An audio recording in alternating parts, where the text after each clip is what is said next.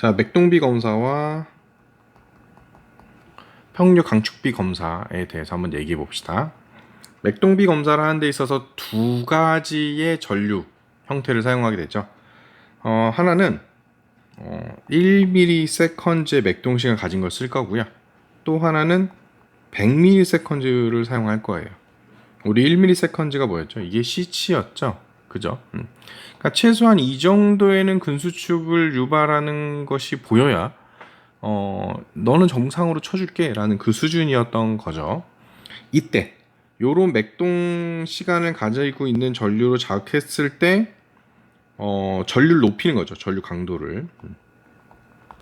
그러니까 결국 우리가 필요로 하는 거는 근육을 수축하기에 충분한 전류량이잖아요. 전류량을 만드는 데서 필요한 건 맥동 기간하고 전류 강도였어요.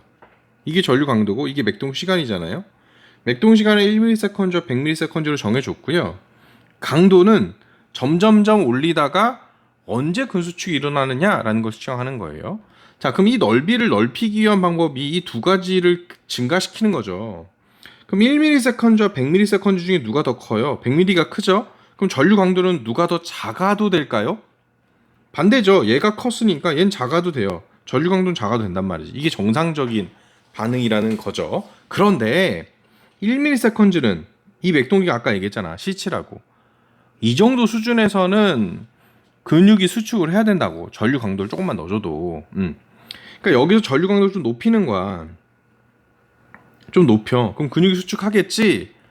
100ms 땡. 좀 높여. 전류 강도를. 근육이 수축하겠지.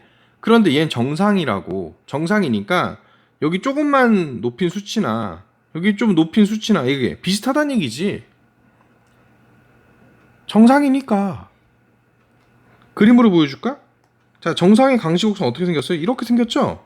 이게 더 이상 이제 그 아래로 내려가지 않고 위로도 당연히 안 올라가겠지? 요게 우리가 이제 기전류였단 말이지, 기전류. 이때가 이용시였잖아, 이용시. 그죠? 이 기전류의 2배에 해당하는 게 이게 C치였다고. 이게 1ms잖니, 그지? 정상은 몇하고 1ms가 아니라 이 C치가 뭐 0.3, 막 0.05 막 이랬잖아, 그지? 엄청 C치가 낮았단 말이지. 그러니까 실질적으로 1ms라고 하면 여기 있겠냐?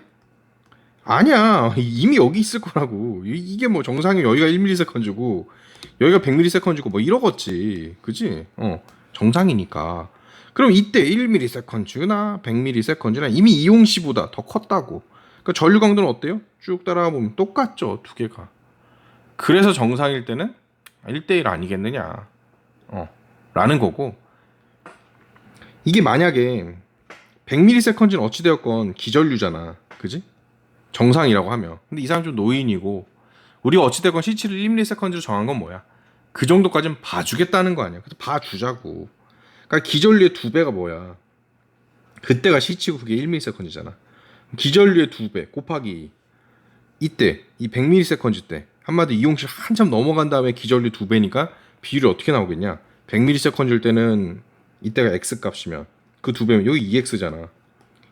2x 대 x는 뭐야? x 날려버리면 2대 1이잖아. 우리 책에도 보면 뭐라고 돼 있어? 여기 플러스 여기다 10%더 봐줬네? 그래서 2.2 대 1까지는 뭘로 봐주겠다고? 용서해 주겠다고.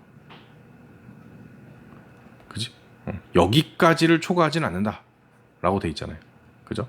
그리고 이걸 초과하면 우리가 이제 이거 좀 신경에 문제가 있다. 그죠? 신경에 문제가 있으면 어떻게 될까요? 강시곡선이 우상향하겠죠. 그죠? 우상향하면 달라지겠죠. 더 이상 100ms와 1ms가 정상 범위가 아니겠죠. 그러면 이제 어떻게 돼요? C치가 점점 커지겠죠. 그러면서 비율이 점점점 벌어지겠죠. 그래서 2.5 대 1 이상이면 좀 문제가 있다 라는 거고요. 완전 탈신경이나 절대 그러니까 완전 이제 끊어진 경우에는 절대 변성이 일어나거나 완전 변성이 일어났을 때처럼 완전 탈신경이 됐을 때는 반응을 보이질 않죠.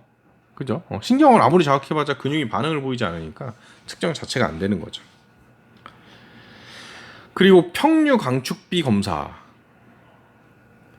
이거는 이제 반대예요. 맥동비 검사 때는 맥동 시간을 충분히 줘가지고 한 거 아니야.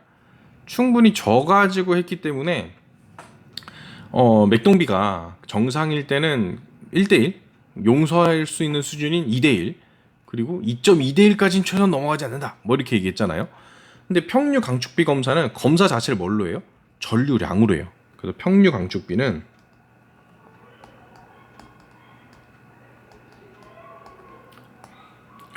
단일 연축 한번 벌금 뛰는 거지. 이때 필요한 전류량을 분모로 하고요.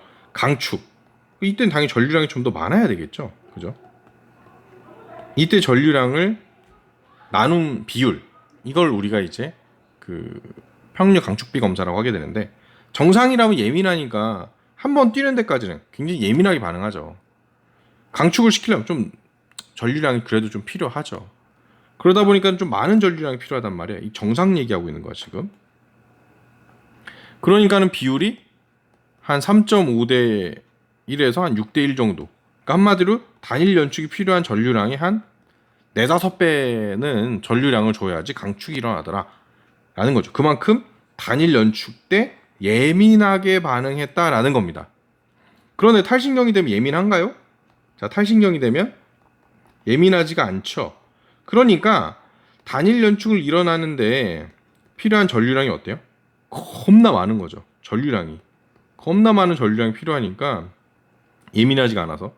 그러니까 강축 때도 겁나 많은 전류량이 필요한데 강축 때는 둘째 치고 일단 단일 연축을 만들기 위한 전류량도 겁나 많다 보니까 이 비율 자체가 별 차이가 안 나버리는 거예요. 단일 연축을 만들려고 자극한 양에다가 아주 조금만 더 했더니 강축이 나와버리는 거지. 왜? 예민하지 않아서 단일 연축을 만드는데 전류량이 너무 많이 써버리는 거죠. 그래서 비율이 1대1에 가까워지는 거예요. 그래서 1에서 한 1.5대 1 정도면 좀 신경에 문제가 있다라고 봐주는 거죠. 근데 우리 학생이 또 하나 질문한 게 교수님 그럼 왜 재생하는 과정에서 갑자기 20대 1까지 올라갑니까? 그리고 다시 내려온다고 하네요 라고 하는데 제가 자료를 좀 많이 찾아봤는데 없어. 이거 없고요. 혹시나 오탄가 싶어서 찾아봤는데 그렇지도 않고요. 20대 1로 올라갔다는 얘기는 뭘까요? 둘 중에 하나죠. 단일 연축을 만드는데 굉장히 예민하게 반응했다. 이게 첫 번째가 될 거고요. 그죠? 그래야지 강축을 만드는데 많은 전류량이 필요했던 거잖아. 두 번째는 단일 연축이 예민한 건 아니었는데 이게 첫 번째고요. 두 번째는 예민한 건 아니었는데 강축을 만드는데 전류량이 정말 미친 듯이 필요하더라. 이 둘 중에 하나가 돼야 되는 거죠. 비율이 이렇게 많이 차이 나려면. 그죠? 겁나 많이 필요하더라.